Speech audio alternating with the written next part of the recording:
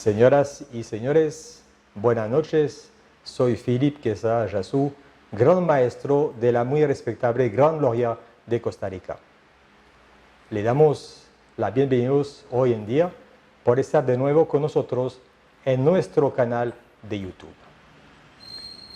La Gran Logia de Costa Rica ha decidido iniciar una serie de conversatorios electorales con analistas y candidaturas a la presidencia con la finalidad de promover en la ciudadanía un voto informado. El propósito de la Gran Logia es el de facilitar la información, no el de tomar posición por algún partido político o candidatura política. Nos preocupan varios temas, entre ellos los de la reactivación económica, generación de empleo, el sistema de salud, el medio ambiente y la ética en la función pública, pues consideramos estos temas de interés nacional. La noche de hoy nos acompaña el señor Federico Malavasi, candidato del partido Unión Liberal. Señor Federico Malavasi, bienvenido con nosotros en esta noche. Muchas gracias, muy buenas noches. Buenas noches. Don Federico es abogado y notario. Ha sido presidente de la Asociación Nacional de Fomento Económico, ANFE. Fue diputado por el Partido Movimiento Libertario entre los años 2002 a 2006 y también candidato a la presidencia en el año 1998. En el siglo pasado. En el siglo pasado, como pasan los años, ¿verdad? Sí, aquí estamos. Así que bienvenido de nuevo. Si quieres, pasamos directamente a nuestra primera pregunta. Usted manda. Muchísimas gracias. Don Federico, iniciemos comentando un tema de actualidad. La Sala Constitucional ha señalado múltiples inconstitucionalidades en la ley del empleo público y ha avalado la incorporación de la objeción de conciencia. ¿Qué valoración hace usted del tema? Varias. Primero, qué torpe el Poder Ejecutivo no haber diseñado un mejor proyecto de ley de empleo público. Hay algunas falencias que ahora conocerá la Asamblea Legislativa en la Comisión de Consultas de Constitucionalidad. Hay que recordar que las consultas de constitucionalidad, la Asamblea puede tratarlas de varias maneras. Lo que presumo que sucederá es que va a enmendar los textos objetados y también enmendará el texto, volverá a primer debate para su discusión.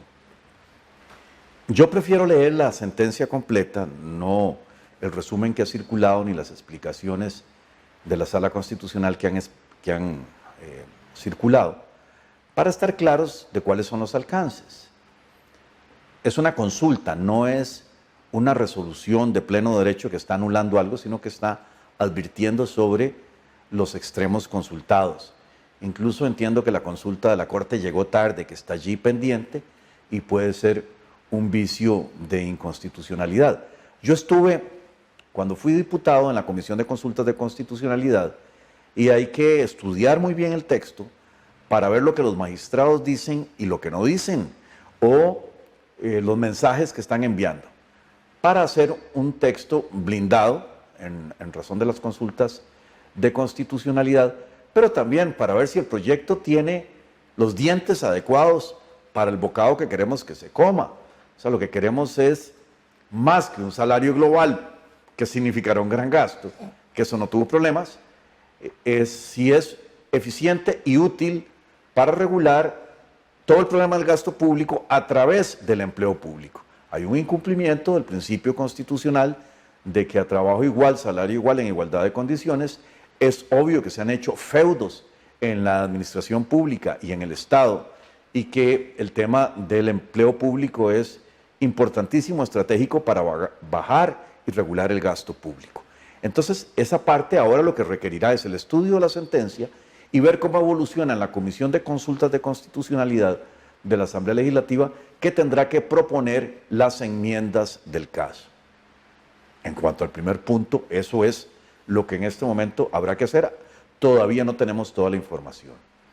En cuanto a que la Sala Constitucional encontró muy bien, o sea, encontró que es constitucional la objeción de conciencia, eso no hay más que celebrarlo. Es un derecho fundamental que las personas puedan hacer objeción de conciencia, sobre todo cuando había una agenda en esta administración de llevar unas campañas de ideología a través de todos los funcionarios públicos. Esto es de celebrar, porque permite las libertades, el ejercicio de las libertades, y precisamente es hasta ingrato agarrar a los empleados públicos como ratones de laboratorio para imponerles una ideología, una agenda ideológica paralela o paralela a la Constitución que tiene el gobierno. Celebro la, digamos, reconocida constitucionalidad de la objeción de conciencia, y como la pregunta suya es un poco suspicaz, pues sí, la Sala Constitucional le mandó un mensaje al Consejo Superior de Educación que cuando le hicieron la consulta del proyecto de empleo público se había manifestado en contra de la objeción de conciencia. O sea, esto nos da pistas de lo mal que anda nuestro sistema educativo. Un Consejo Superior de Educación que estaba en contra de la objeción de conciencia. Gracias a Dios, la Sala le enmienda la plana, le da una lección y les dice: señores, nada de meter esas ideologías a la fuerza. El empleo público tiene derecho a su objeción de conciencia, para celebrar esta parte. Entiendo. Viendo, don Federico, ¿cómo se llama? La brecha que existe o que se está existiendo entre el sector público y el sector privado, usted como candidato, ¿cómo ve esta reforma del empleo público? ¿Necesaria, indispensable o no? ¿Cuál es su posición? A ver, era un proyecto ofrecido por la administración actual en compensación a un paquete tributario. Estamos haciendo aguas por una mala administración pública, por un exceso de gasto público, por un déficit presupuestario, y creo yo, la administración engaña a la Asamblea Legislativa y a los sectores económicos y les dice: necesito este paquete tributario, necesito estas reformas tributarias, necesito estas herramientas tributarias para arreglar una parte del problema. La otra parte del problema es el gasto público, y lo que ofrece es una ley de empleo público. Es apenas un instrumento para regular las cosas. El modo en que se ha procesado, el modo en que se ha llevado la tramitación es demasiado político, entre comillas, es muy parsimonioso, o sea, no tiene prisa, y muestra la mora, el atraso en que está la administración pública en relación con lo que ofreció a los sectores productivos.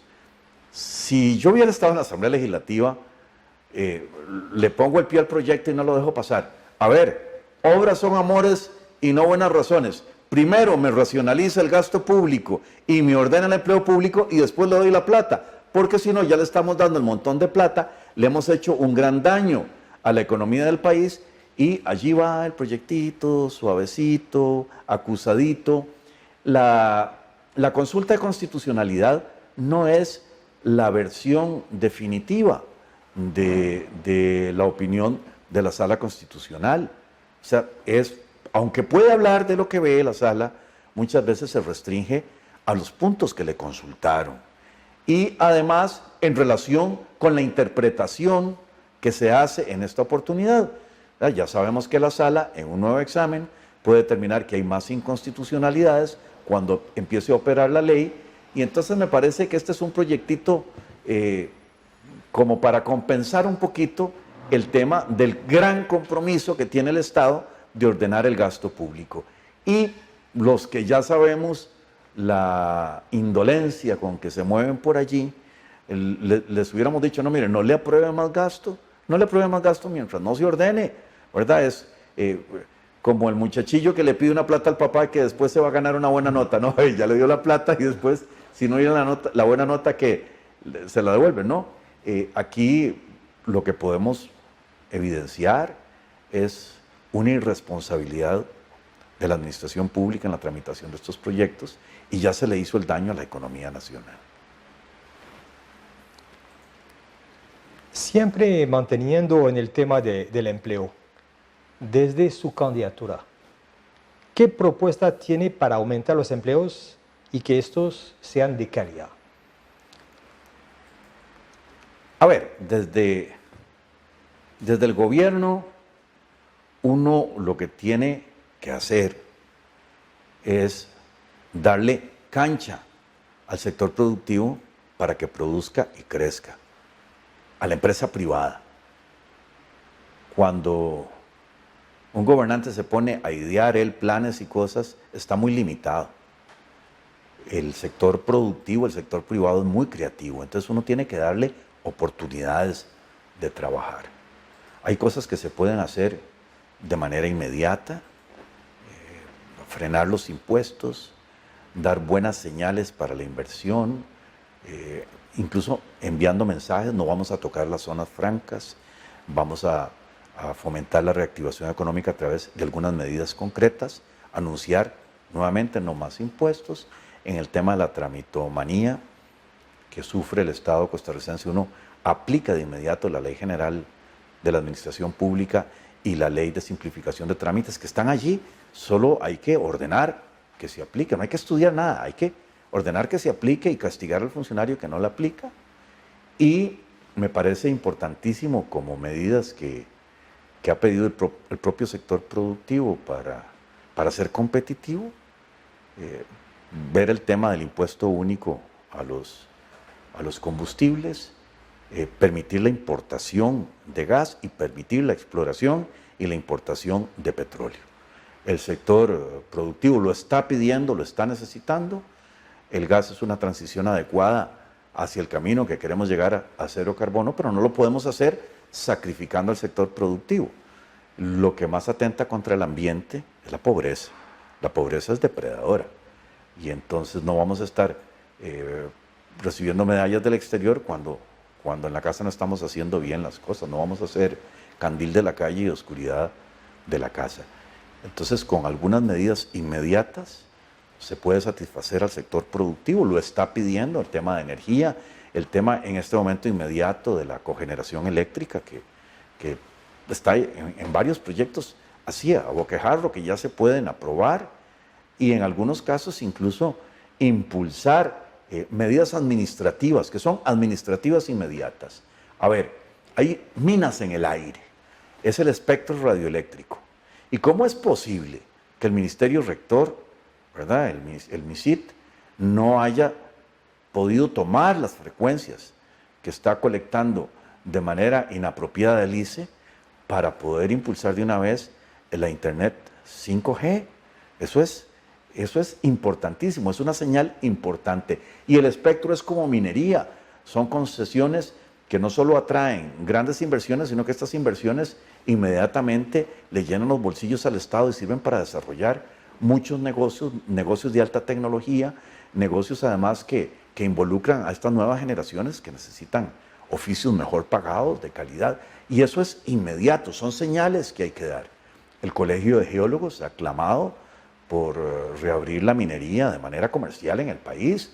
El desastre que tenemos en Cruzitas es culpa de estos ambientalistas llenos de estulticia. ¿Cómo ve este asunto de Cruzitas? ¿Cómo ve el futuro de eso? ¿Algo público-privado? ¿Algo solamente privado? ¿Cómo restaurar la posibilidad de la explotación comercial. Primero limpiar eso, o sea, la autoridad, ¿cómo dejar que se estén robando eso?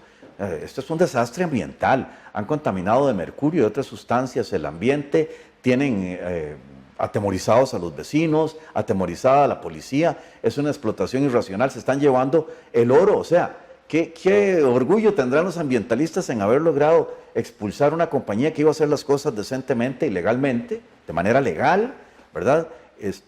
Haberse ensañado con ellos, en lugar de tener más inversiones. La minería es para que nosotros usemos las cosas y ahora hay muchas formas de hacerlo razonablemente con el ambiente y cuidando el impacto ambiental. O sea, son técnicas muy conocidas y uno pues va a dar la concesión a las mejores compañías del mundo, las que tienen las mejores prácticas, fijándose en el benchmarking y todas las cosas. Y esto pues nos da plata al país, produce desarrollo, produce transferencia de tecnología y además da empleo de calidad y la gente aprende. Y damos buenas señales de razonabilidad y atraemos inversiones. Lo que se hizo en Cruzitas tiene además el mal ejemplo de que es un irrespeto a la inversión extranjera. Vamos a pasar por tramposos, por truculentos, que la gente viene, invierte dinero, después se tiene que ir con el rabo entre las piernas, hasta están perdiendo las fincas. O sea, esto es una locura, ¿verdad? Y la generación política que cometió esa imprudencia debería pagarlo, ¿verdad? Y deberíamos escarnecerlos. Lo que está pasando en Cruzitas es terrible. Yo tuve la oportunidad de oro de estar en el tribunal de una tesis de grado en la Universidad de Costa Rica acerca de un análisis sociológico del tema de Cruzitas y hay muchísimo que indicar allí y esto me permitió acercarme mucho al Colegio de Geólogos de Costa Rica. Patrocinamos algunas otras actividades en otra universidad porque ellos tienen ideas muy buenas de todo lo que se puede hacer en Costa Rica. La minería es importante y además nos sirve para llegar a algunos recursos y para hacer encadenamientos productivos importantes y eso se puede basar en algunas pequeñas leyes y también en disposiciones administrativas inmediatas.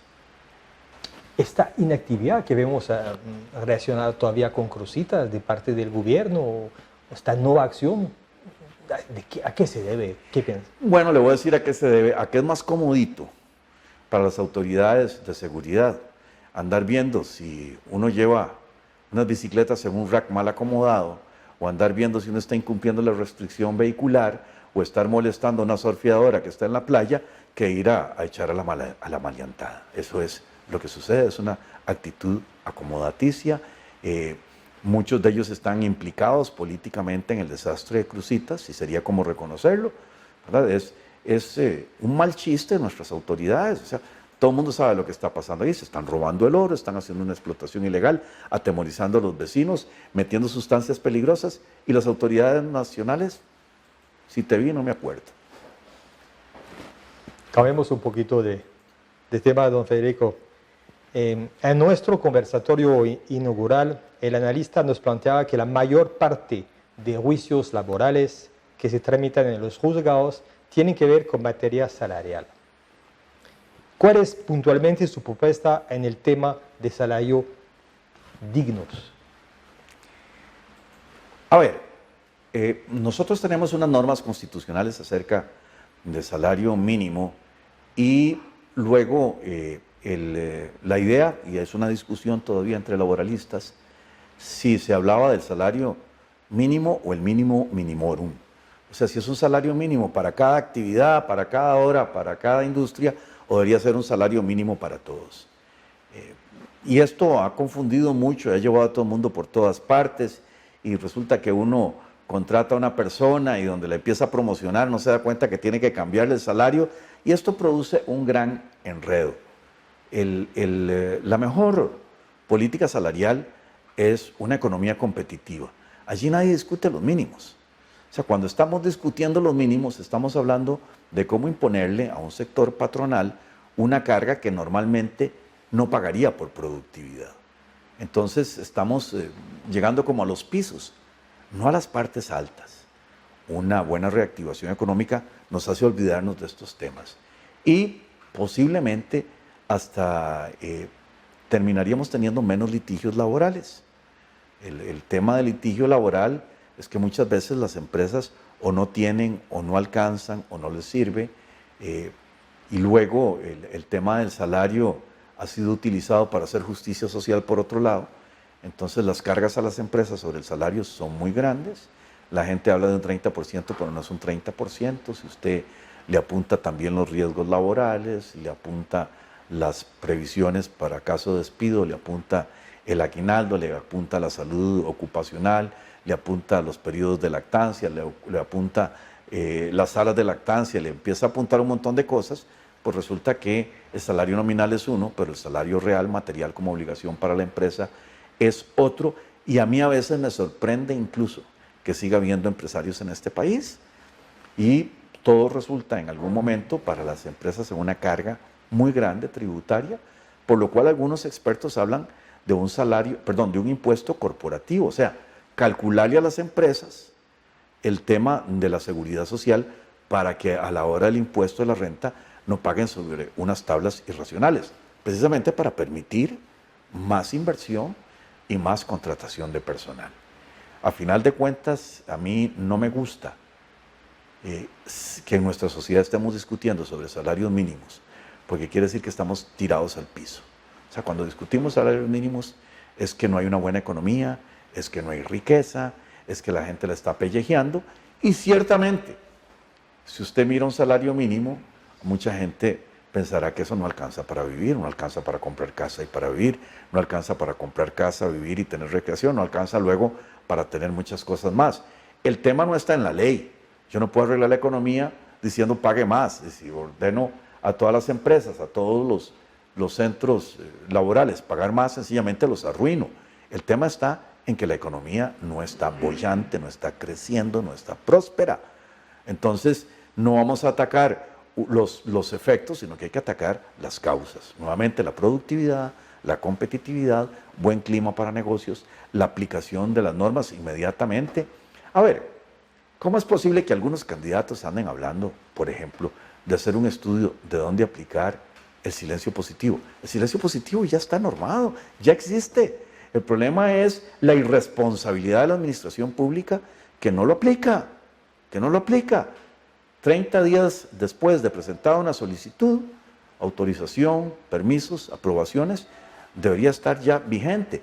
Pero aquí nuestro Poder Judicial es cómplice porque la jurisdicción contencioso administrativa no está aplicando ni la Ley General de la Administración Pública, ni está aplicando la Ley de Simplificación de Trámites, y la propia Procuraduría General de la República ha empezado a meter cuentos en los litigios de que en algunas áreas no existe el silencio positivo. Bueno, entonces, eso es un tema político, ya la ley lo dice, o sea, es cuestión de aplicar la ley, y eso preocupa mucho, es un vicio de nuestra administración el tema de la tramitología, y afecta, por supuesto, la empleabilidad, la competitividad, la productividad. Si limitamos el Estado, si impulsamos las medidas de desintoxicación, va a haber otro sistema productivo. Y luego yo como presidente, como diputado, como gobierno, no me tengo que poner a pensar qué lo pongo a hacer a usted o qué los pongo a hacer a ustedes. Es su creatividad, su posibilidad de emprender. Yo tengo que hacer un ambiente apropiado para los negocios. Así es como se desarrollan las economías que crecen tanto, los llamados tigres del Pacífico antes, el caso de Singapur, el caso de otras economías que están arriba, bueno, y el caso ejemplar de los países de Europa Occidental, que sí producen y que sí van adelante. ¿Cómo lograr, como dice usted, limitar esta burocracia que existe en el país y que nos ancla en la mediocridad? Ciérrele la manguera a la plata. Ciérrele la manguera a la plata. Mientras usted acepte transar con el Estado, que va a ser más ágil, que va a ser más razonable, está vacilando, es una mentira. Por ahí hay un candidato que puso un gordo a hacer ejercicio y dice que eso es lo que va a poner a hacer el Estado. No. El Estado se reduce para que haga bien las funciones básicas. Una de las funciones básicas del Estado es la justicia, otra es la seguridad.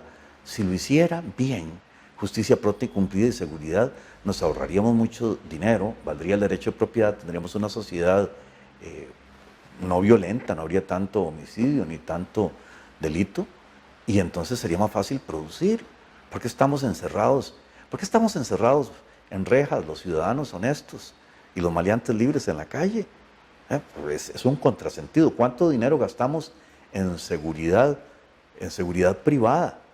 Incluso ahora, entre paso, todos los que tienen que ver con seguridad privada saben que están en un aprieto, no les renuevan los permisos de portación de armas, les atrasan los pagos cuando brindan seguridad a instituciones públicas, entonces no pueden pagar la caja, entonces si no presentan la constancia de la caja no les hacen los demás pagos, han quebrado algunas empresas.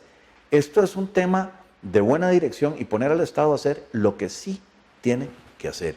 y no que se meta a hacer guaro, no que se meta a prohibir la importación de gas, no que se meta en el monopolio de Recope, no que se meta, algunos dicen que es el supermercado más caro del país, el Consejo Nacional de Producción. Eso arruina a la sociedad. ¿Usted cómo vio esta pandemia? ¿Piensa usted que esta crisis que estamos viendo hoy en día es fruto de esta pandemia o es fruto de algo que venía anteriormente? Desde antes de la pandemia ya habían caído los índices. Desde antes de la pandemia, Costa Rica había caído en los índices de competitividad y de libertad económica. Desde antes de la pandemia, el Estado estaba estropeando la economía nacional, es una tendencia. La pandemia ha servido para que las autoridades públicas la pongan de excusa, pero además algunas de las medidas han terminado de arruinar a la gente. En los centros comerciales encontramos un montón de locales vacíos, hay alguna gente que ha tenido que cerrar ciertos negocios de servicios, restaurantes, salones de belleza, gimnasios.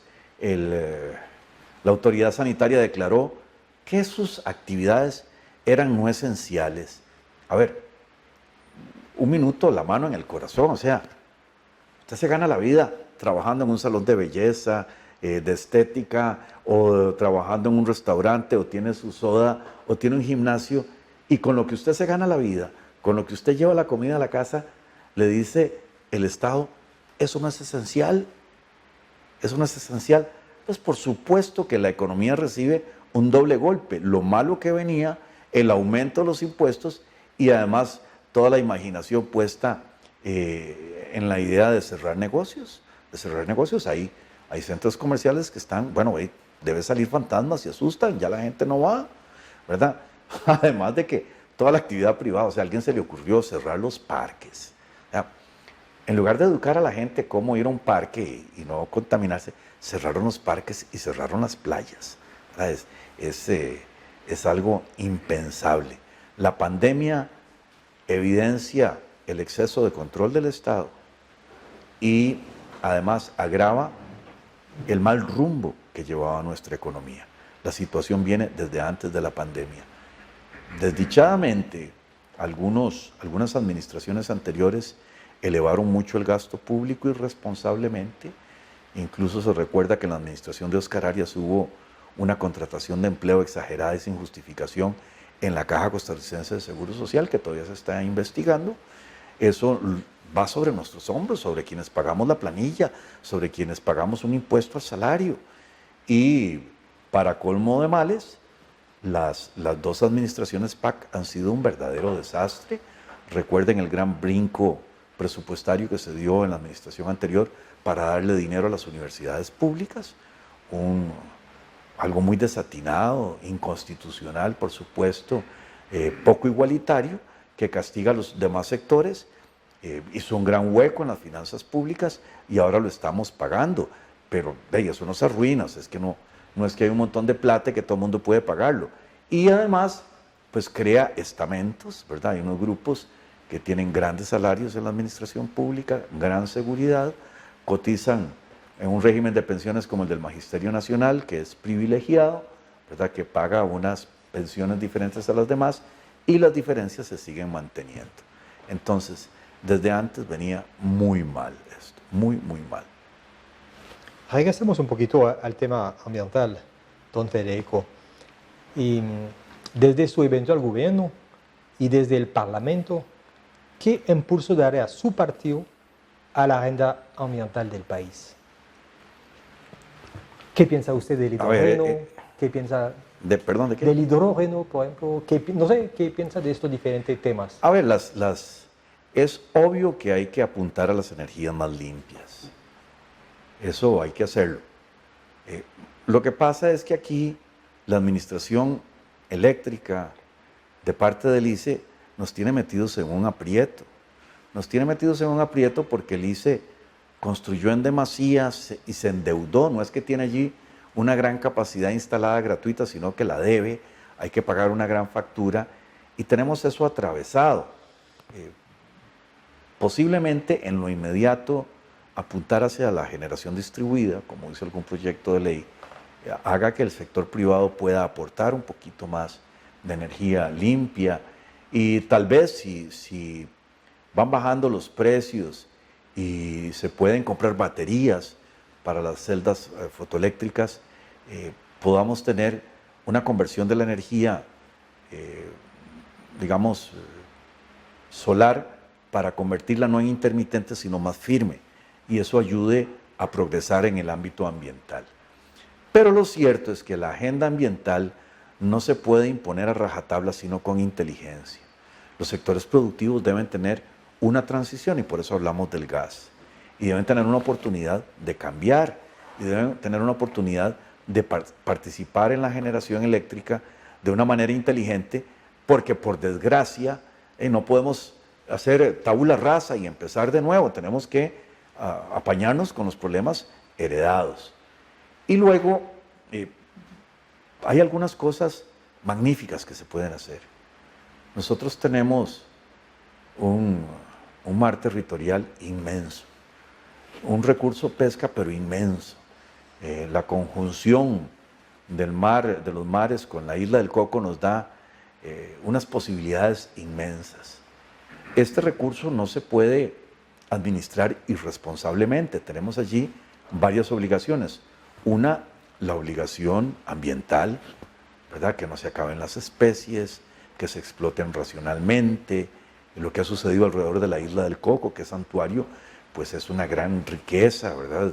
Es santuario de la humanidad, patrimonio de la humanidad. Bueno, una buena administración puede prestarse a eso. Ahora hay una tecnología impresionante, ¿verdad? Que uno puede determinar la trazabilidad del producto, y yo creo que tenemos que abandonar una mala explotación que incluso muestra en países vecinos que hay trampa, que hay fraude, se meten barcos de cierta nacionalidad y no los denuncian, y los de adentro se quedan callados y los de afuera se quedan callados, y uno dice, aquí hay coima. Bueno, eso tenemos que convertirlo en una gran administración para convertir las zonas marítimas no en deprimidas, sino en socias de este desarrollo, para ejercer toda la responsabilidad sobre el mar territorial y para hacer una adecuada explotación. Habría que empezar por concesiones internacionales, habría que empezar por una adecuada transferencia de tecnología, y habría que empezar también por una educación muy apropiada de nuestros pescadores, porque, reitero, la pobreza es la mayor depredadora del ambiente.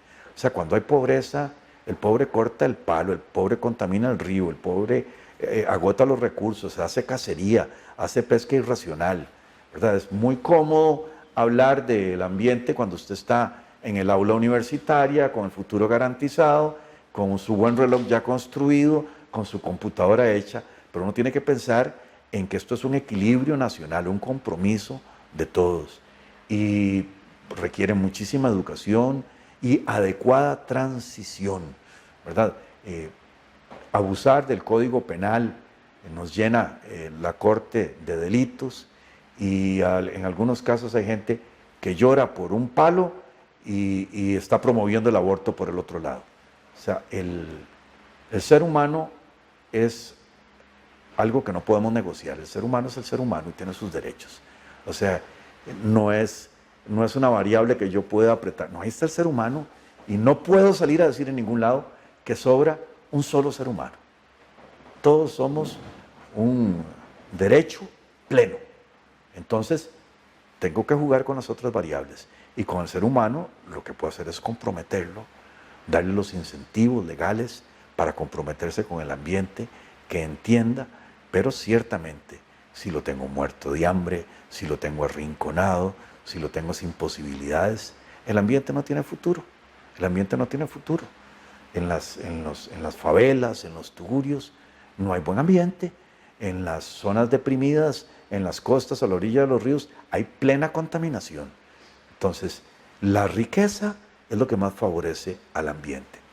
Pero además, en el tema ambiental, aunque seamos una voz muy pequeñita en el mundo, no podemos jugar de limpios y de carbono neutral sin ejercer una presión total, ¿verdad? Hay gigantes industriales como China que que son depredadores del ambiente.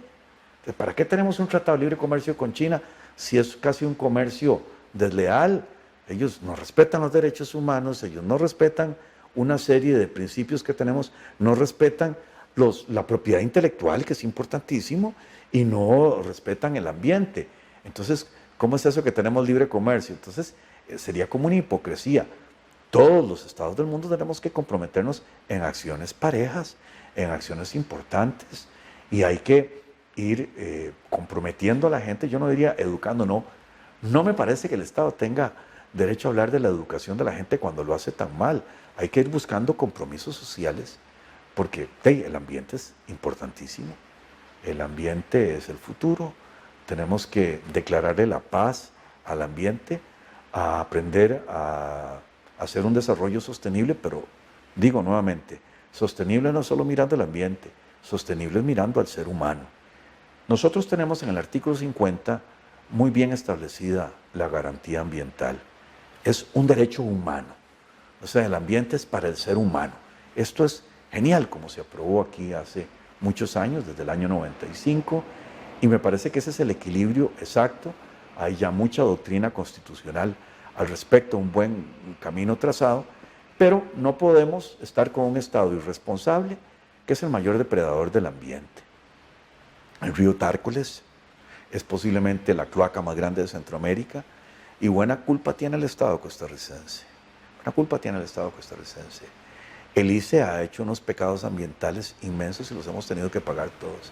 Y ni qué decir Recope. Y podemos poner una serie de ejemplos más. O sea, es un poco desproporcionado el Estado queriendo planificar la vida de los demás y no planifica su propio diseño. Y me parece que el Estado debe empezar con el ejemplo, debe empezar buscando compromisos sociales. El ambiente es un compromiso mundial, mundial. No se trata de imponerles reglas unos a otros, sino de una cultura que tenemos que desarrollar todos. Somos muchos, queremos confort, queremos progreso, queremos desarrollo, queremos lujos, y eso tiene consecuencias. Entonces, ¿cómo los vamos a conseguir?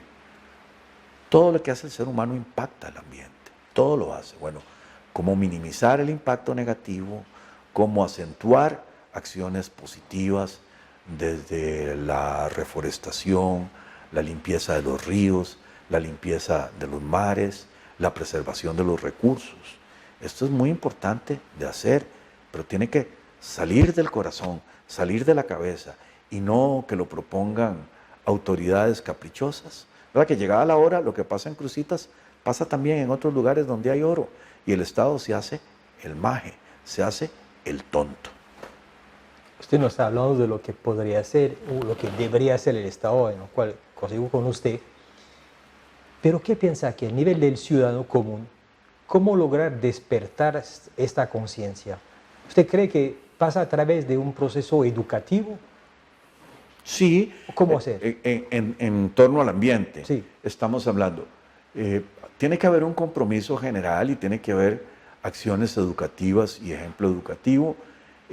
Las más grandes son la participación de jóvenes y niños en determinadas campañas, ¿verdad? Sembrar árboles, limpiar playas, limpiar ríos, en los barrios deprimidos resolver los temas de los botaderos de basura.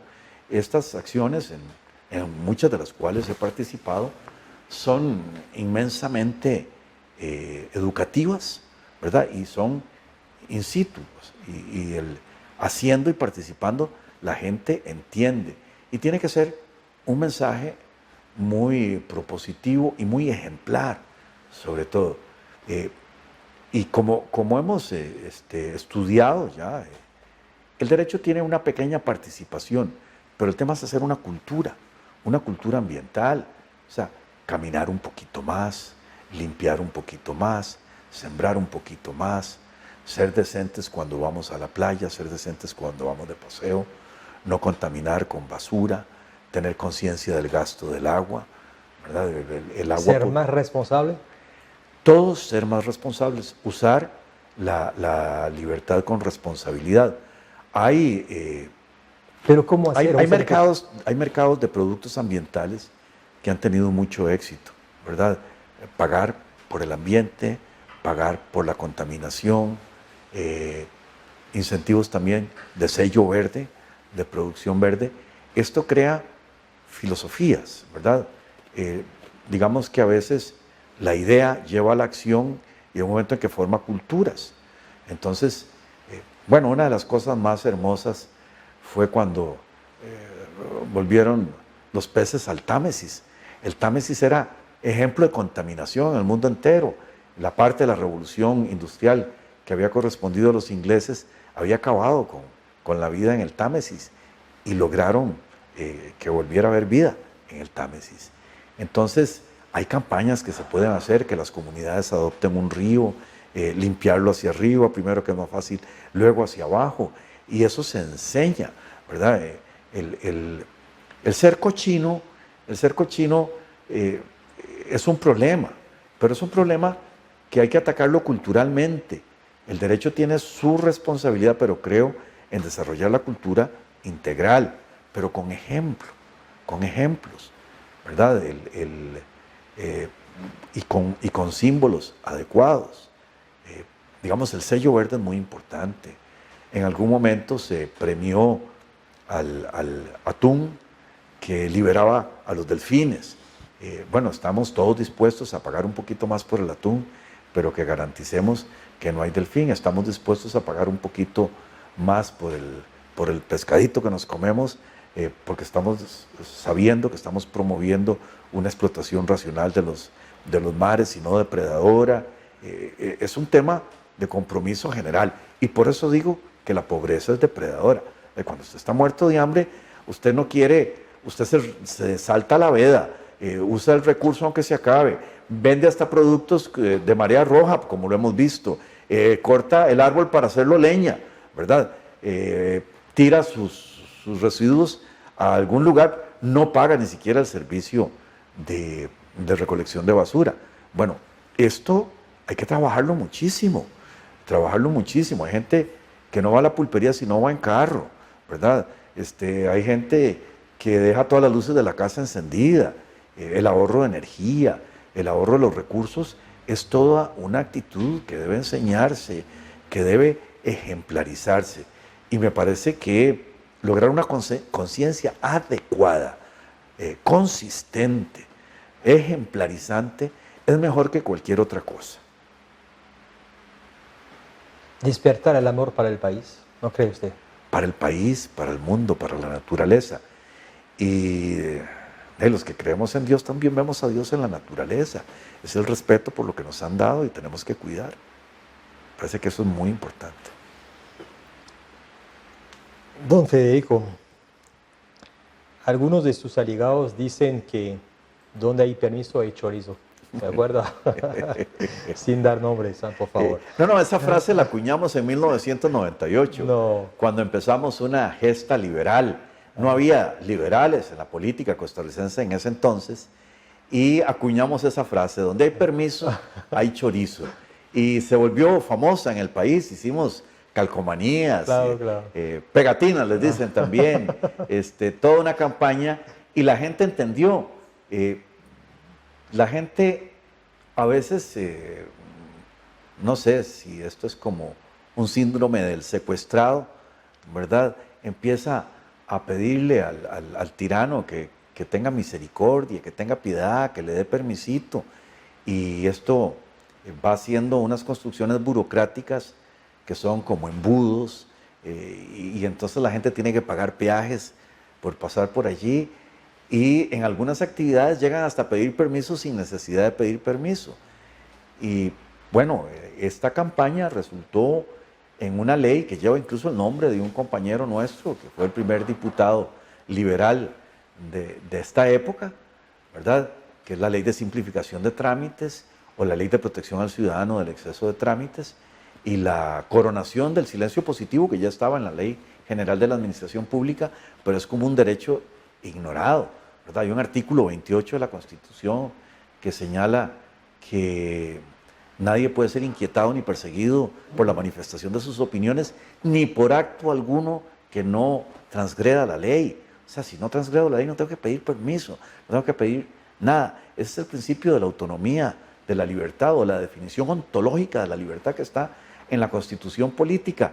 Pero a veces, a punta de leyesitas y de reglamentitos, nos la van quitando o nos van limitando la creatividad diciéndonos que un monopolio estatal es porque papá es muy bueno, ¿va? Papá ha estado muy bueno, entonces él nos cuida, que no tenemos la capacidad, y eso no es cierto. A mí me parece que el escándalo de Conavi y de la obra pública recién sacado a relucir por las autoridades nos muestra que allí en la administración pública no hay ni santos ni querubines, ¿verdad? Que tienen los mismos malos pensamientos que los demás. Entonces no tenemos por qué inclinarnos ni adorarlos. El Estado no es ni santo ni bueno per se, es tan pecador como todos nosotros, tan perverso como muchos más, porque ahí van a ejercer el poder. Y no podemos estar dándole la autoridad para que nos dé permiso para todo. No, no. La vida la vivo sin permiso, nazco sin permiso. En algunos estados socialistas hay que pedir permiso hasta para tener hijos, o sea, para vivir, ¿verdad? Y algunas de estas antiutopías posiblemente nos van a dar una especie de pasaporte de tiempo. Philip, usted no puede vivir 2 años más, salvo que negocie con alguien que le dé unos meses, ¿verdad? Y posiblemente a mí ya me dijeron, usted se pasó, ¿verdad? Más bien le vamos a quitar algunos años a algún nieto. No, no, no, no, no. Somos seres libres. La libertad es un valor muy importante, se desprende de nuestra propia dignidad humana. Un autor que usted debe haber leído mucho, Jean-Paul Sartre, que no es liberal, es existencialista. Luego de eso. Sin embargo, decía que no es que somos libres, sino que estamos condenados a ser libres. O sea, estamos obligados a tomar la responsabilidad de nuestra vida.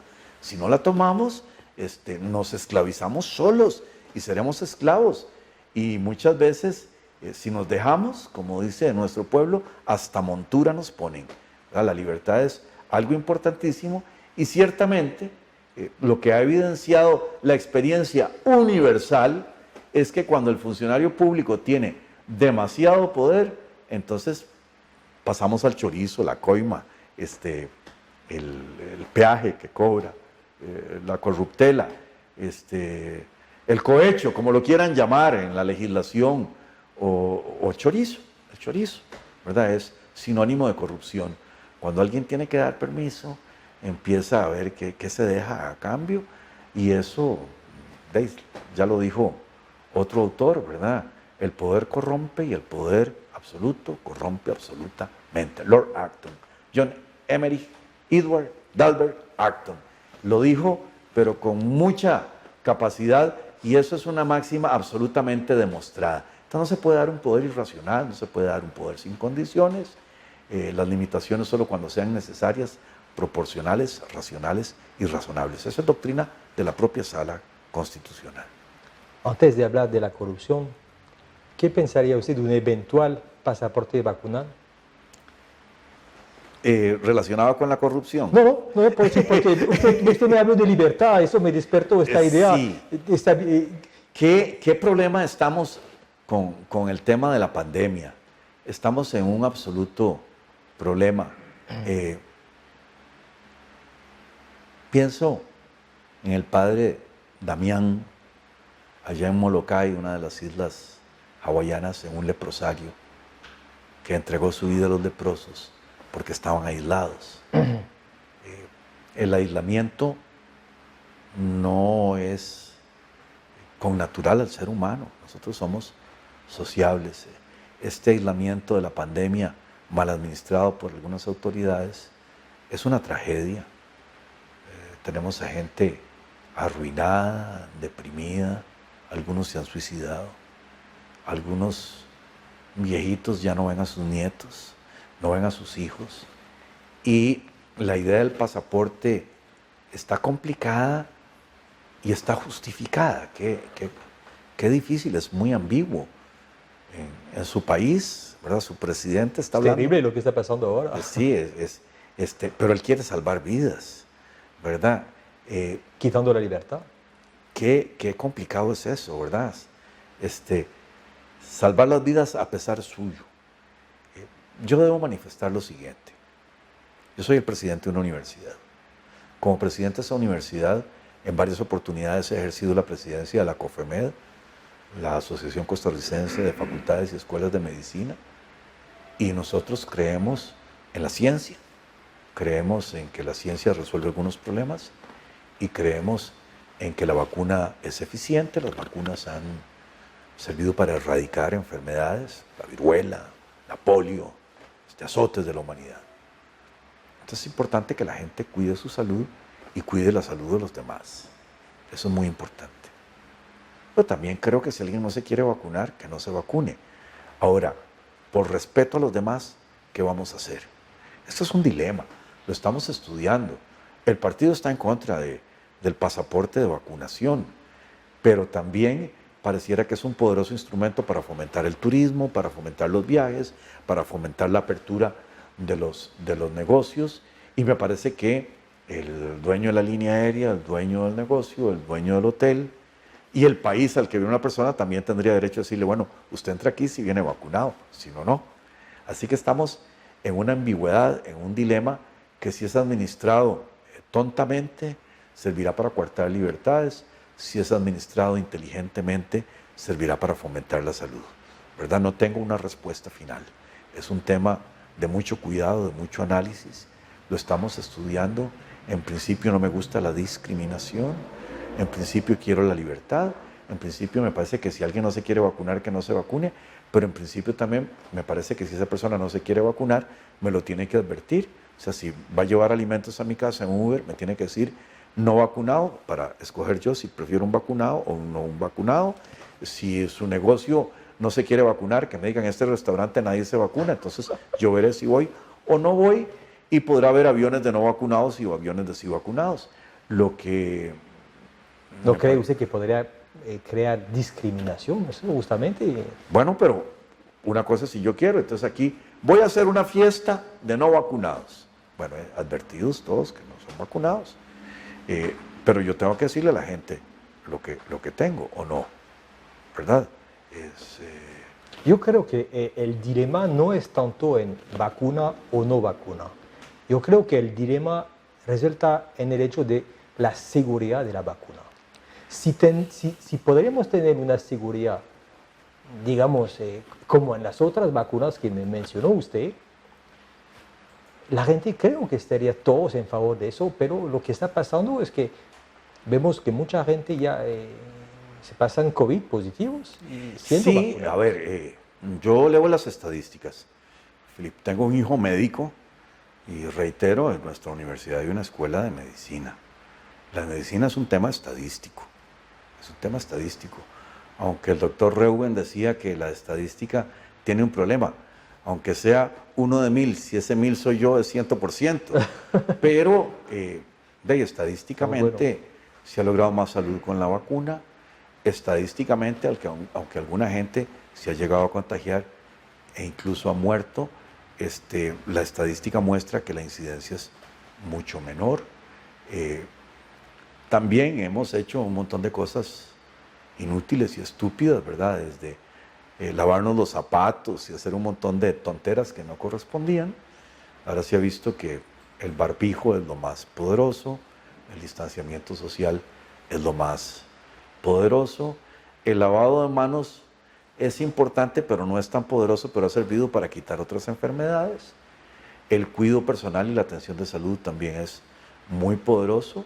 Recordemos que a Costa Rica este flagelo entró por un médico de la Caja Costarricense de Seguro Social que contagió a todo el mundo, ¿verdad? Entonces, estamos todavía ante un caso no cerrado, tenemos que hablar con cuidado. Yo preferiría autoridades cuidadosas que conjugaran adecuadamente todos los valores. A ver, en teoría, nuestra Constitución permite suspender algunas garantías, y una que no está en la lista de las que se pueden suspender es la libertad de comercio. O sea, se pueden suspender reuniones, se puede suspender incluso la libre circulación en un estado, digamos, de emergencia, pero no se puede suspender la libertad de comercio. Entonces, uno debería pensar en que más que un estado de sitio, nuevamente es un tema de compromiso de salud. O sea, si yo voy a combatir un flagelo de este tipo con la policía, con medidas draconianas, persiguiendo a la gente, pareciera que no se logró. O sea, habrían podido reprimir el virus en Wuhan o donde sea que apareció. No, el virus circuló. Entonces me parece que es más importante comprometer a la gente en la vigilancia de su salud, comprometer acciones públicas más propositivas, más inteligentes. A ver, restringir los horarios a las 9 de la noche es una estupidez. O sea, el virus después de las 9 de la noche es cuando corre, antes de las 9 de la noche no corre. Restringir los vehículos en general es una soberana tontería, una estulticia. O sea, más bien la gente en su vehículo va más segura que en un bus o en una multitud. Dejar la restricción, cosí, o sea, los carros pares un día y los impares otro día. O sea, el virus sabe cuáles placas o circula de acuerdo con las placas. Tiene la o sea, carta. Eso es una estupidez. Ensañarse con la gente con la carta, porque la carta es solo 2 meses, o sea, el virus sabe que la carta es de 2 meses. Eso es una soberana tontería. Quitarle las placas a las personas en media crisis, obligarlos a pagar 140,000 pesos, que es mucho menos de la mitad de un salario mínimo neto, y dejarles 3 meses las placas capturadas, es una crueldad, es una violación. Hubo múltiples recursos de amparo que protestaron y que no fueron debidamente atendidos por la administración pública. Y eso no sirvió para parar el virus. Concentrar los hospitales públicos solo en el COVID y cerrarle las puertas a la gente que padece otras cosas condenó a la muerte a muchas personas y nos tiene un atraso irracional que todavía no hemos medido en cirugías y en atención de la gente. Se dio un médico que dictaminó el internamiento de un paciente de emergencia y lo rechazaron en el hospital porque no era COVID, era un tema del corazón y el paciente se murió. O sea, esto es una estupidez de marca mayor. En un país cercano al nuestro, parece que El Salvador, de manera más hábil, logró hacer unos hospitales para COVID. ¿Y por qué aquí no pudimos hacer esa cosa? Con estas sacrosantas instituciones que tenemos. Porque el Estado nuestro es muy chapa, muy tonto y está dirigido de una manera muy tonta. Y pareciera que esta crisis más bien les dio para la rueda de prensa y para aparecer todos en la foto y para hacer un montón de tonterías y un montón de contrataciones malas, porque aparecieron los chorizos en las mascarillas y en un montón de acciones de la Caja Costarricense de Seguro Social. Entonces, uno pues termina por no creer en las medidas y empieza por creer que copian lo tonto y no copian lo inteligente. No termino de saber personalmente cómo se combate mejor el flagelo que sí existe. No me parece que tenga que castigar 2 veces a la gente el flagelo y las malas medidas gubernamentales. Y sobre las medidas gubernamentales, un montón de autoridades públicas ensañadas con la gente. A ver, ¿cómo es posible que la gente decente tenga que andar con los carros escondidos por los montes, con las montes escondidas y los policías allá en los pasos donde saben que llega la gente para capturarlos, porque ya son las 9:15, las 9:10, la gente corriendo para llegar a la casa, y que si la carta, y pues yo presumo, porque no me han parado, que con una carta de notario y abogado, en que además tengo derecho a confidencialidad y no tengo ni por qué decirle al policía a quién voy a ver ni a dónde lo voy a ver, pues no me van a poner un parte, pero a la larga me lo ponen, ¿verdad? Pero soy, digamos, que abogado astuto, con alguna experiencia y tengo mi carta y me la hago casi cada mes. Pero por otro lado soy una persona que no le gusta mentir, a mí no me gusta mentir. Entonces no sé qué voy a hacer cuando me encuentre con un policía o un tráfico que me pare. Procuro cumplir la restricción para no estar en problemas, procuro no ir a ciertas reuniones para no meterme en problemas. Tengo muchos familiares y tengo una esposa a la que quiero cuidar y no quiero transmitir el virus de ninguna manera. Me lavo, me baño, me enjuago, tomo un montón de cosas, me cuido, me vacuné, también contra la influenza, pero siento que las medidas gubernamentales no han apañado esto, o la gente no entiende con lo que está jugando. cuando veo países tan poderosos como Italia, Francia, Estados Unidos, Inglaterra metidos en un aprieto, cuando veo que saltan nuevas cepas como la Delta y seguirán, pues pienso que todos tenemos que actuar con un poco más de inteligencia y de responsabilidad, dichosamente en el ámbito más propio, en la universidad que presido y que ayudo a administrar, han sido muy inteligentes, hemos podido llevar la mayoría de las actividades a plataformas de internet y allí todos nos hemos capacitado para dar clases por internet. Dichosamente tenemos el recurso y la mayoría de los estudiantes, aunque sea con un celular, puede atender las clases. Los talleres y los laboratorios los hemos hecho con el aforo, con todo cuidado. Tenemos detenida la carrera de medicina por culpa de la caja que cerró todos los campos clínicos docentes. Pero pienso en que hay que capacitar a la gente para sacar adelante esto. En la universidad nosotros hasta nos dimos un curso de lavado de manos, o sea, el lavado quirúrgico de manos, ¿verdad? Es toda una ceremonia, cómo hace usted aquí, cómo hace usted aquí, qué hace con el dedo, qué hace con las uñas, qué hace con las... para no transmitir nada. Aunque allí no estaba el tema, es un tema de aerosoles y gotículas que tenemos que estudiar más, es un tema de respeto a la vida, de amor por los seres humanos, cómo manifiesto mi amor, cómo manifiesto el respeto a la vida, y es un tema que todavía no está resuelto. O sea, creo que tanto usted como yo seguimos atentos a las noticias, atentos a las mejores prácticas, atentos a los estados que han logrado enfrentar mejor esto, pero nadie va invicto, ¿verdad? Ni la Unión Soviética, ni China, ni Estados Unidos, ni Francia, ni Inglaterra, ni Alemania, ni Italia. Ha habido algunos irresponsables como Ortega en Nicaragua que no hizo nada. A él no le importa que se le muera la gente. Bueno, ¿cómo hacemos para equilibrar todas las cosas que están en juego? Con respeto, con cuidado, con cultura, con compromiso, y no hay respuesta final. Para regresar un segundo en el tema de la corrupción que hemos mencionado antes, en caso de un futuro gobierno suyo, ¿cuáles medidas tendrá? La medida más importante es limitar el gasto público y limitar el Estado. Si usted mete al Estado en todo, ¿verdad?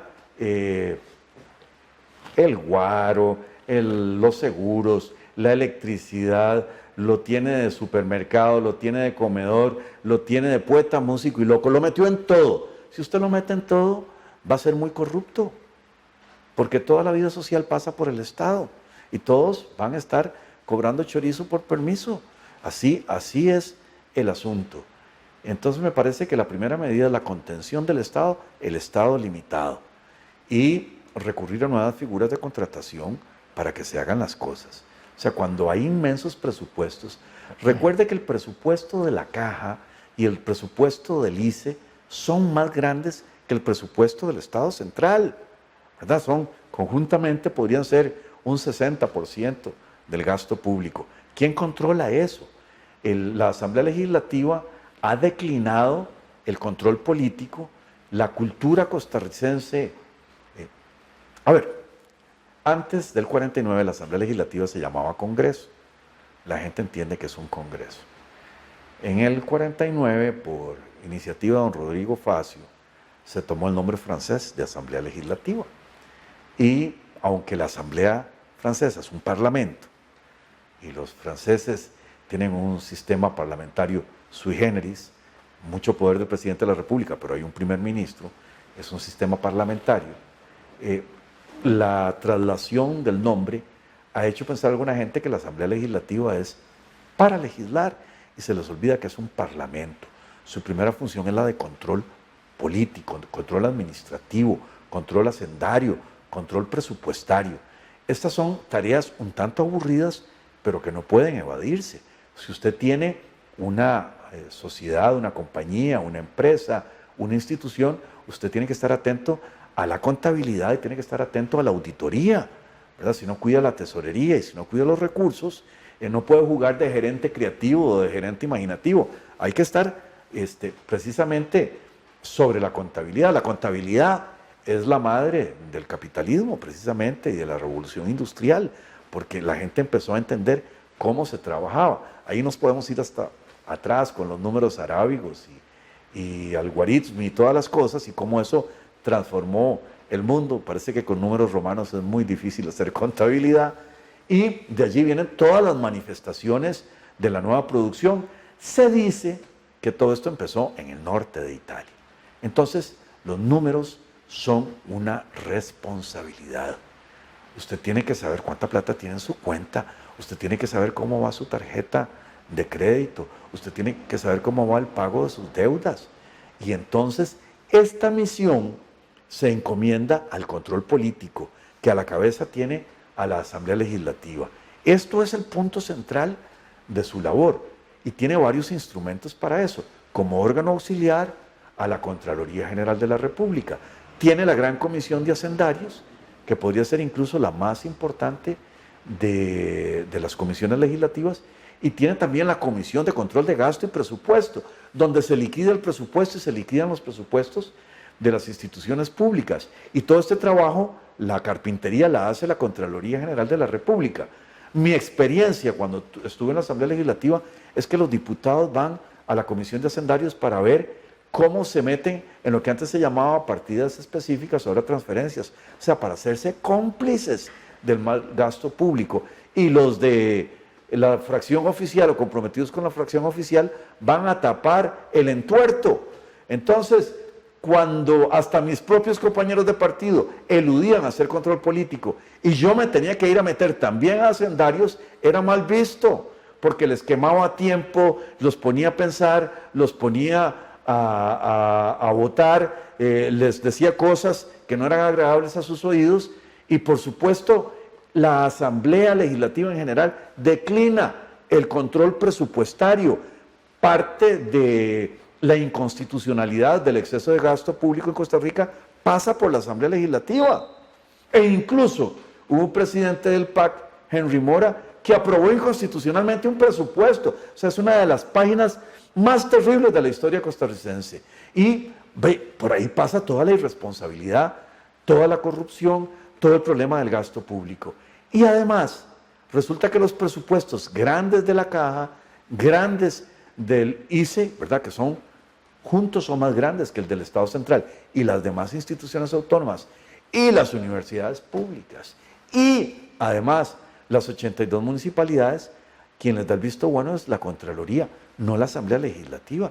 O sea, que la mayor parte del gasto público prácticamente está exonerado del control legislativo, salvo que la Asamblea asuma con calidad esta grave función pública. Y parte de esto también es preguntarle al sector público qué hace usted con las competencias, qué hace con los recursos públicos, por qué el Ministerio de Educación compra fincas que no sirven, por qué el Ministerio de Educación tiene un montón de centros educativos con orden de salud de cierre. O sea, esto es un fracaso total del Estado costarricense.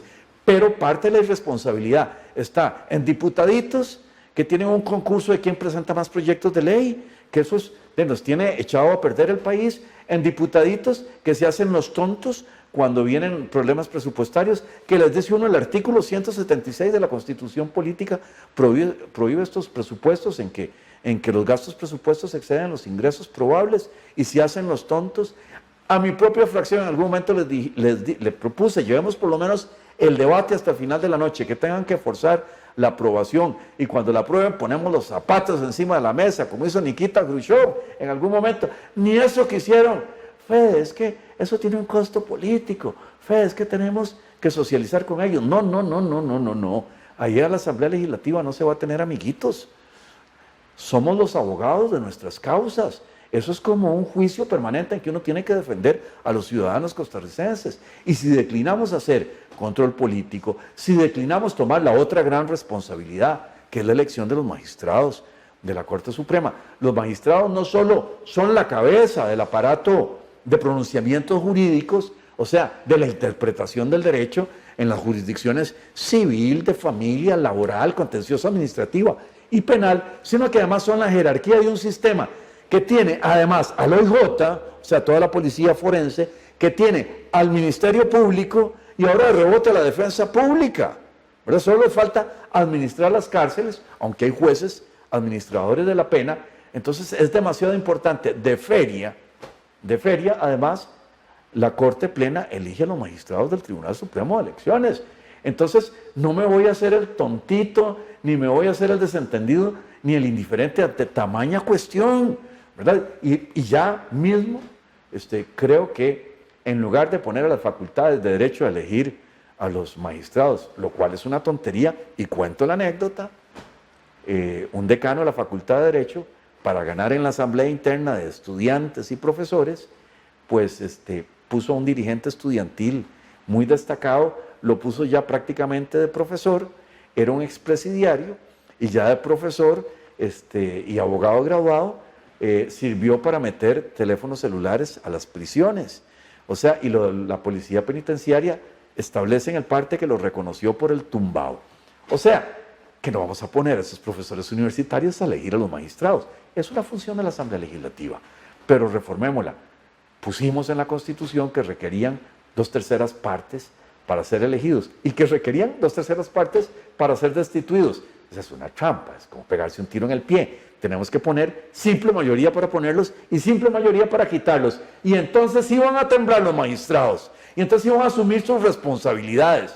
Y además es más fácil poner un buen juez, porque si tengo que buscar el sagrado consenso, ¿verdad? Y que nos inspire a todos el nombramiento, además allí en unas secuencias que pusieron en unos puntajes, que si tiene más libritos y más publicaciones y que ha dado más clasecitas y más becas, los que tienen muchas becas les dicen Rebeca porque andan de beca en beca, entonces son los que tienen más puntos. No, poder conocer a la persona de carne y hueso y decir, va a llevar sangre nueva al Poder Judicial, es una persona con suficiente valentía para cambiar las cosas, esta mujer tiene la fuerza para cambiar las cosas que están pasando en la Corte, este señor puede cambiar la doctrina de la Corte o puede cambiar la administración de la Corte, no jerarcas de la Corte que digan que no tienen cómo mover ese aparato, ¿verdad? Y esto es falta de carácter en el lado decisivo, que es el Congreso de la República, como le decíamos antes, o la Asamblea Legislativa.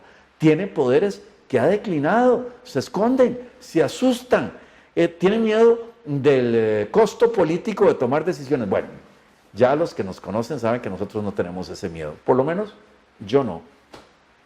Gracias, Juan Federico. Vamos a escuchar ahorita unas preguntas de nuestro auditorio. Bien, pues, si desea. Tenemos 4 preguntas muy puntuales. En materia de seguridad, ¿por cuál tesis se decanta? ¿Mano dura contra el crimen organizado, prevención o libre portación de armas? A ver, no son excluyentes. Nosotros creemos en la aportación de armas por parte de la gente responsable. Creemos que el Estado hace grandes esfuerzos por desarmar a los ciudadanos honestos y no se preocupa de los deshonestos. O sea, el ciudadano honesto porta pistolas de cierto calibre, de ciertas cosas, y el maleante sale con una AK-47. Entonces, siempre, ¿verdad? Resulta más fácil buscar donde hay luz que donde está oscuro, y entonces van a molestar a los ciudadanos. En el lado de la aportación de armas, creemos en la aportación de armas registrada, razonable, sin límite. La gente tiene derecho a aportar armas. La ley de armas es absolutamente razonable. Tal vez habría más bien que favorecer algunas cosas más, y lo que está sucediendo es una mala administración. En torno al crimen, en torno al delito propiamente, pasan varias cosas. Recordemos que el sistema se construye de varias dimensiones: la policía preventiva, la policía represiva, la parte penitenciaria, la parte penal y la parte del procedimiento penal. Y todavía yo pondría una más, que es la cultura, ¿verdad? A veces nos ponemos como un poco tontos a subir las penas, ¿verdad? Como si en algún momento un criminal dijera, qué torta, este delito pasó de 10 a 12 años, ya no lo cometo. Pero se nos olvida que por otro lado, la práctica carcelaria es que el año carcelario es más pequeño que el año escolar.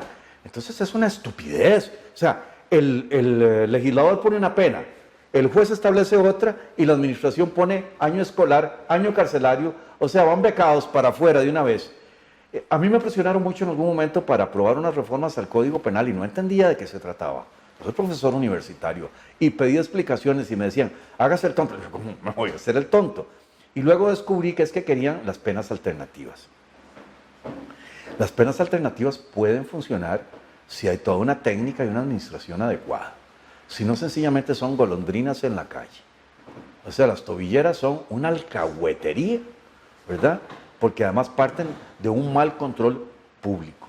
Yo creo en el perdón, creo en el arrepentimiento, creo en la rehabilitación, pero lo que tenemos en nuestras cárceles es algo inhumano, horrible, espantoso, que no tiene nombre y además son escuelas del crimen.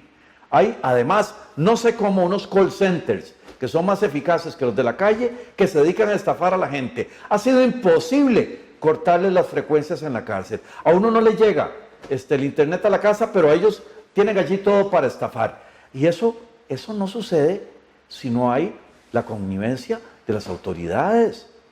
O sea, es una corrupta administración de los penales. Y además, me parece a mí que la pena de cárcel es pena de cárcel. No para que allí lo violen a uno, lo maten, lo hieran, lo enfermen. O sea, es pena de cárcel, mejor estamos encarceladitos, seguros, encarceladitos. No tiene por qué haber más faltas de respeto. Y el que quiere cambiar, el que quiere rehabilitarse, el que quiere educarse, el que quiere pagar su deuda con la sociedad, ok, ahora sí, pasemos al régimen de trabajo, al régimen de productividad, al régimen de reparación, al régimen de perdón, al régimen de terapias, al régimen de integración social. Cuando esté de este lado, cuando esté claro que no está usando palomas, gatos, ratas, ni ninguna otra cosa para meter droga a la cárcel, ni para estar cometiendo crímenes afuera. Eso está muy mal, estos extremos están mal. El otro tema es la justicia pronta y cumplida. O sea, si tenemos 1000 delitos que la gente ni conoce, vamos a tener a los jueces penales ocupados en un montón de procesos que son pura tontería.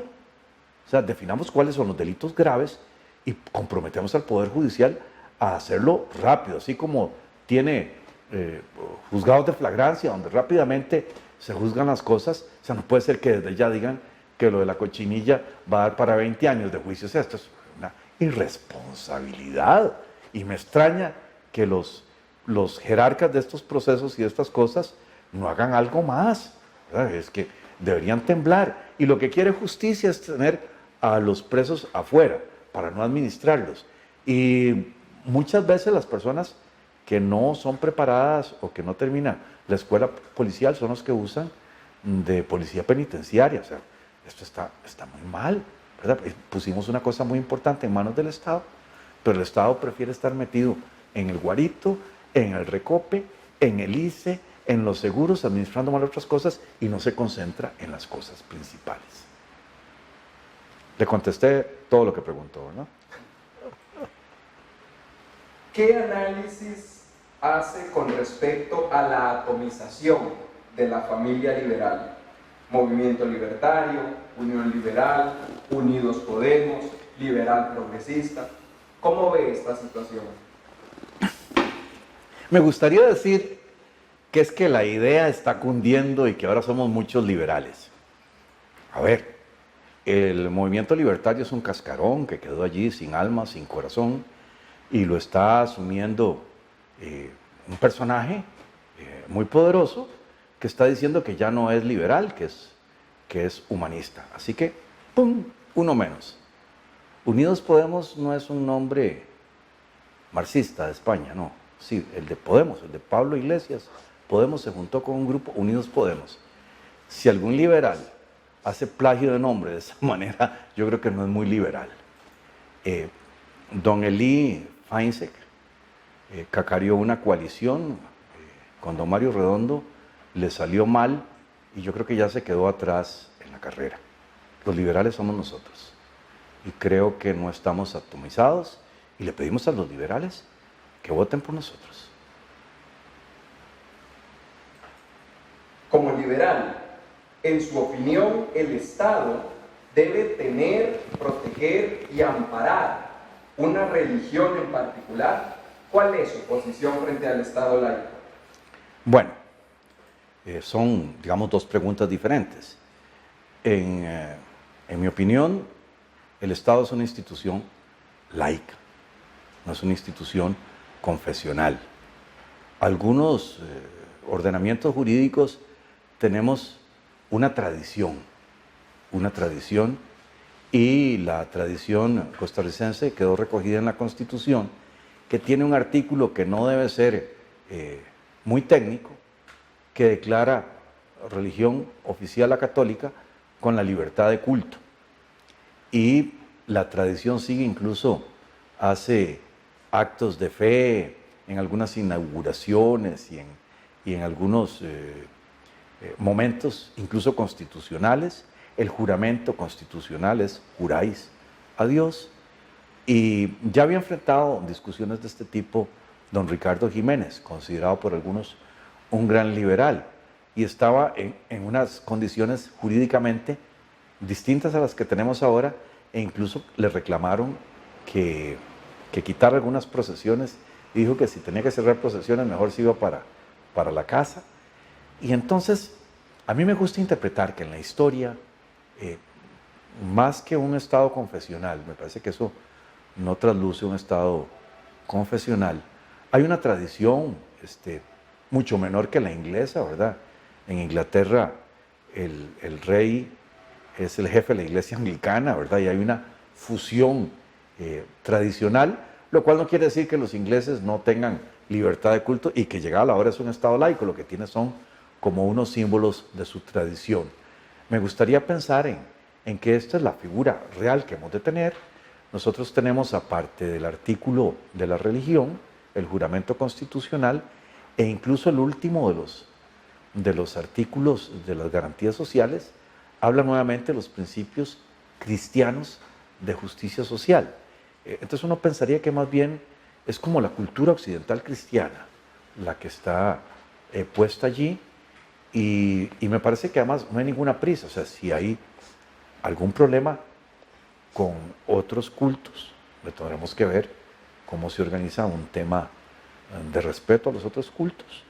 Si hay algún problema para los ateos, podemos hacer como se hace en algunos otros sistemas, jure por lo más sagrado de sus creencias, o jure simplemente, ¿verdad?, decir verdad, o jure simplemente que va a realizar su cargo. Y no creo que esto tenga que ser motivo de gran discusión ni de gran tragedia. Lo que no sé, y lo digo por algo que oí un día de estos, es si lo que algunos quieren es una cultura laica o una cultura pagana, que es otra cosa, o si quieren renegar de la historia costarricense. Pero es un asunto que me parece que no es como de urgencia reformar. Puede haber algún compromiso nacional de cómo llevar las cosas, si es que a alguien le estorba, ¿verdad? Y pensar también en que le estorba. Hay un compromiso económico de parte del Estado costarricense con la Iglesia, y en tiempos de Abel Pacheco incluso entiendo que se pagó un salario a los obispos, o por lo menos esto se dijo. Eso no me parece. Lo que pasa es que hay algunas actividades de la Iglesia Católica en torno a auxiliares del registro civil, en torno a el cuidado de algunos patrimonios culturales costarricenses, y en torno a algunas gestiones de interés nacional que sí podrían ser financiadas, ¿verdad?, porque son temas culturales o temas sociales de otra trascendencia.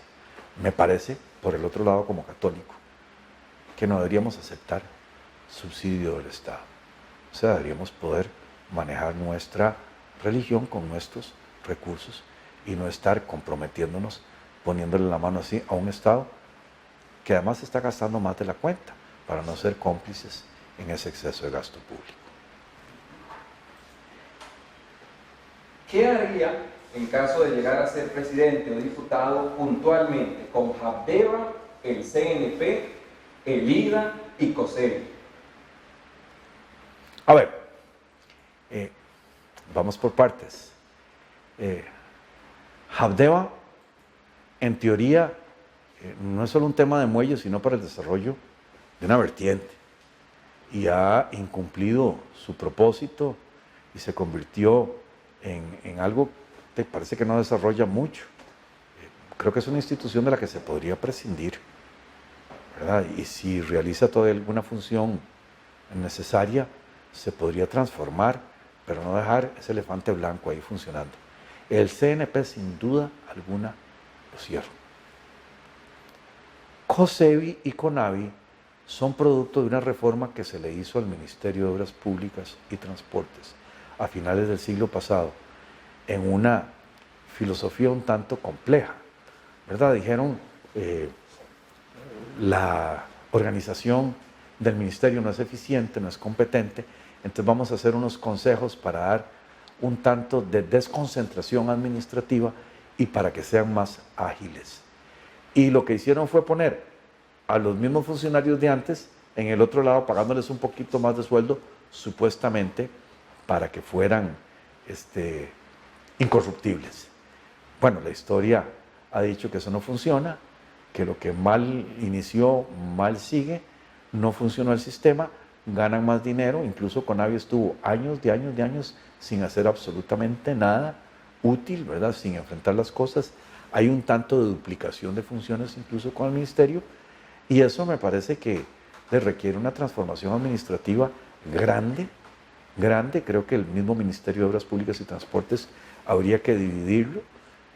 Las administraciones grandes, faraónicas, no funcionan. Recuerdo del siglo pasado que en algún momento se habló del costo de una auditoría del Ministerio de Obras Públicas y el precio era en miles de millones. O sea, solo una auditoría para ver cómo hacer las cosas.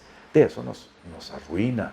Yo creo que hay que pensar en más proyección a través de concesión de obra pública, a través de buscar capitales en otros lados y no seguir con el mismo sistema. También pienso que un sistema de descentralización administrativa constitucional, ya aprobado en la Constitución, es el tema que está pendiente desde el año 2001. Ahí en la Constitución, ¿verdad? Nadie dice nada, que era darle el 10% del presupuesto nacional a las municipalidades y pasarles la proporción correspondiente en competencias del Poder Ejecutivo.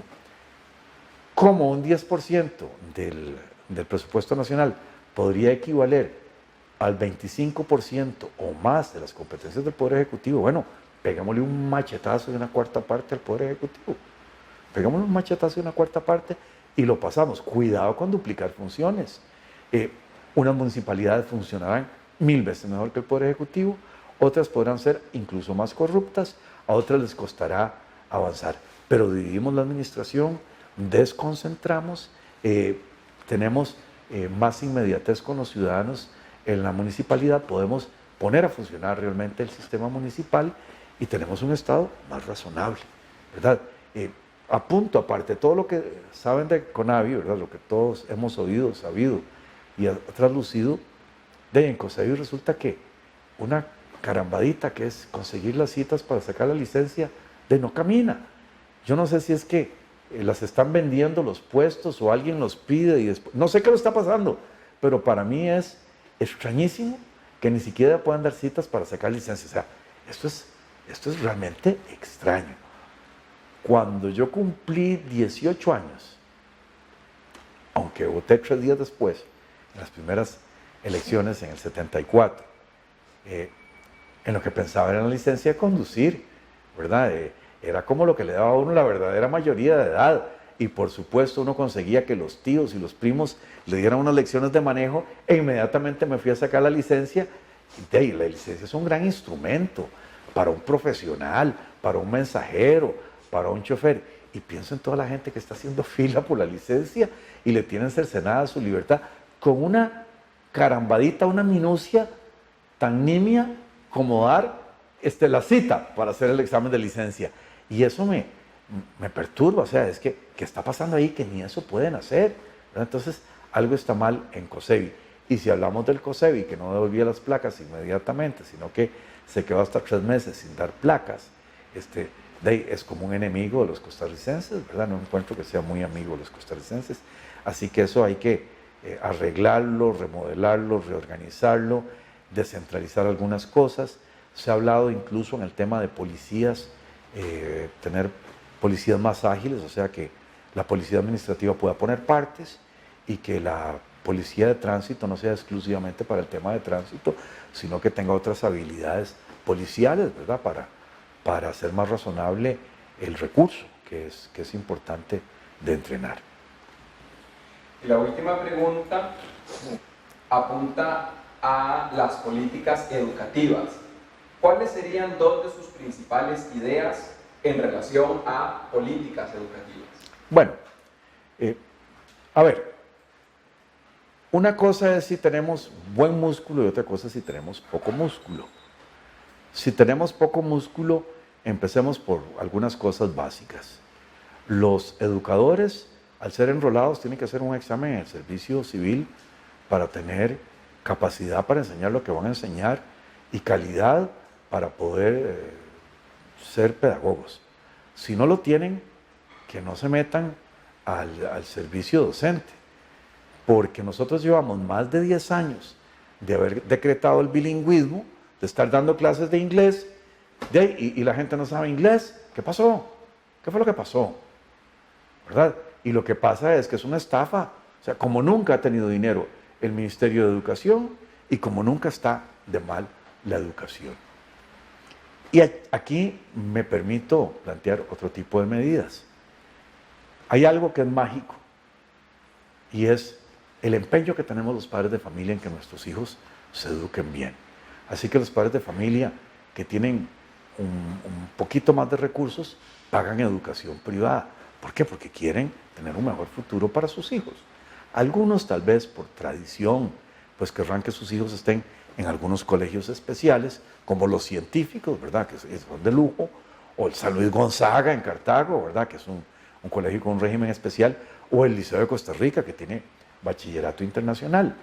Pero en los demás casos, el padre de familia paga un kinder privado, paga una escuela privada, paga un colegio privado, y si puede le paga algunas clases más a los hijos de música, de natación, de algún deporte, que aprenda a hacer alguna cosa más. Eso es lo que hacemos los padres de familia. Bueno, resulta que si usted divide el presupuesto inmenso del Ministerio de Educación en lo que cuesta cada niño, usted le da la plata al padre de familia, se va a un colegio privado como el San Francisco o el Calasanz y le dan vuelto. Porque esa educación privada, llegada a la hora, cuesta menos que la pública. Entonces, una cosa que es mágica es darle al padre de familia el voucher o el cupón educativo o un cheque que es el derecho a lo que cuesta la educación de su hijo en el sistema público y que lo aplique donde quiera. Quiere seguir en el Liceo de Costa Rica, quiere seguir en el San Luis Gonzaga, que tienen tanta tradición, siga allí, ¿verdad? O si no, vaya a la escuela de su escogimiento, sea religiosa o no sea religiosa, sea artística o no sea artística, sea bilingüe, trilingüe, ¿verdad? O sea de alguna enseñanza especial, vaya allí y verán que esto mejora el sistema educativo como magia, como magia. ¿Quiere mejorarlo en el ámbito universitario? Apliquémosle la ley de simplificación de trámites al CONESUP. Hace años que las cosas no caminan ahí, hace años que prácticamente tiene bloqueada la creación de una serie de nuevas universidades, hace años que atrasa la creación de nuevas carreras en las universidades privadas. Esto tiene que ver con parte de la ida de algunos de los proyectos de Intel. No encontró el material humano, creo que solo el tecnológico podía responder porque se maneja por su propio ámbito de autonomía, pero las universidades privadas que quisieron responder a esa demanda educativa no pudieron, ¿verdad? No pudieron. Y esto, digamos, es alguna de las cosas que puede mejorar la educación. Vea usted cómo el Consejo Superior de Educación perdió tanto tiempo, porque son varias páginas de pronunciamiento para estar en contra de la objeción de conciencia. Y eso usted le da una pista de lo que está pasando. El Consejo Superior de Educación está concentrado en otras cosas, no en la calidad de la enseñanza, ni siquiera en los derechos fundamentales, ¿verdad? Como el derecho de conciencia ejercido por parte de los educadores. es una mala rectoría del sistema. Hay que descentralizarlo, hay que desconcentrarlo y hay que llevarlo a tercerización a través del bono educativo. Esto va a funcionar como magia. Así ha funcionado, digamos, en Suecia, como magia, ¿verdad? Estamos perdiendo la batalla. Ya las pruebas PISA, o sea, las pruebas internacionales han mostrado un gran deterioro. La eliminación del bachillerato, que era un examen formal, muestra un grave deterioro en la educación. Desde hace años ya se decía que las matemáticas de ingreso en la Universidad de Costa Rica, matemáticas de ingreso, era por la mala calidad matemática con la que salían algunos estudiantes. De fijo, los estudiantes que habían tenido buena enseñanza matemática pasaban directamente a cálculo, no tenían que hacer matemáticas de ingreso, y luego incluso se creó otra materia, matemática básica, porque realmente cada vez desaprendemos más en los ciclos de primaria y secundaria de la educación general, y la gran responsabilidad con la educación general es que además es la educación pública la que estamos dando. Algunos exministros que hacen torerías en el sistema público mandan a sus hijos a la escuela privada. ¿Por qué será?